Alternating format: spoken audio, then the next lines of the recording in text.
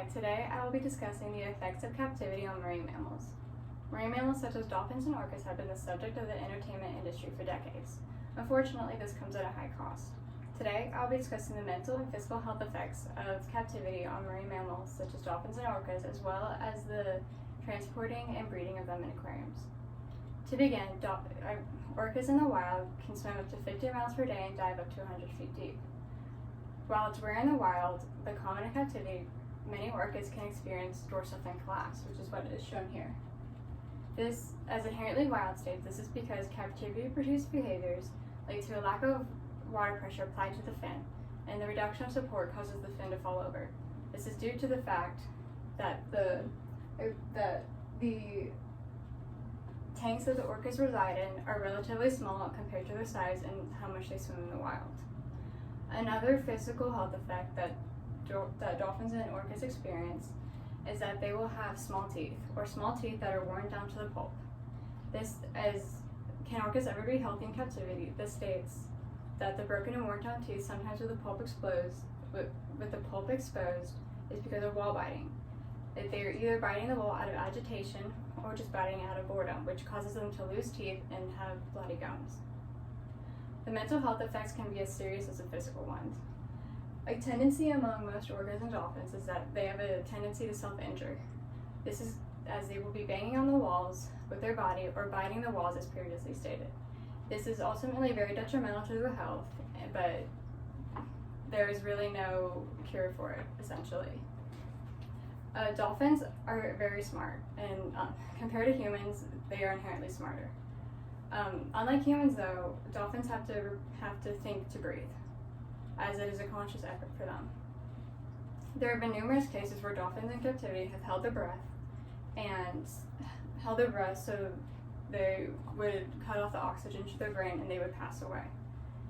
Anxiety is another mental health condition that is present among many captive animals. Unfortunately, anxiety can cause them to self-injure again or to bite on the walls. This is probably due to the lack of stimuli they receive compared to their instinctual drives that are still present in the tanks, but yet are not there since they are not in their natural habitat. Orcas can experience sonar blockage in tanks due to the concrete that surrounds it. Orcas in the wild use sonar to locate their prey and track down other pods. The sonar in the tanks are ultimately blocked by the concrete. As Michelle Riviera states, their sonar bounces off the cement tanks, confusing and irritating them, which can also be attributed to their anxiety and bumping up and self-injuring techniques. The type of aquarium an animal resides in ultimately can impact their life. Such as the Georgia World Aquarium, Asher Beckner states that it is the fourth worst tank for dolphins and whales of 2016. This is due to the fact that in the Georgia World Aquarium, many marine mammals have died in a singular tank or multiple tanks over the course of a few years. SeaWorld is also another aquarium that uses marine mammal captivity for shows.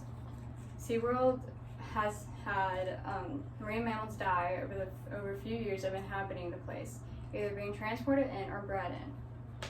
As book author Nick Pennison says, killer whales, like blue whales, live with the mercy and curse of human civilization. The transporting of marine mammals can ultimately affect their way of life. Transporting a marine mammal from their habitat in the sea ultimately leads to a lower lifespan. Unfortunately, they come in with the same instinctual processes as they do in the wild, but yet are forced to live in a small tank relative to their size. Breeding is another way aquariums use to keep up with the popular demand of shows. Breeding in the aquarium can ultimately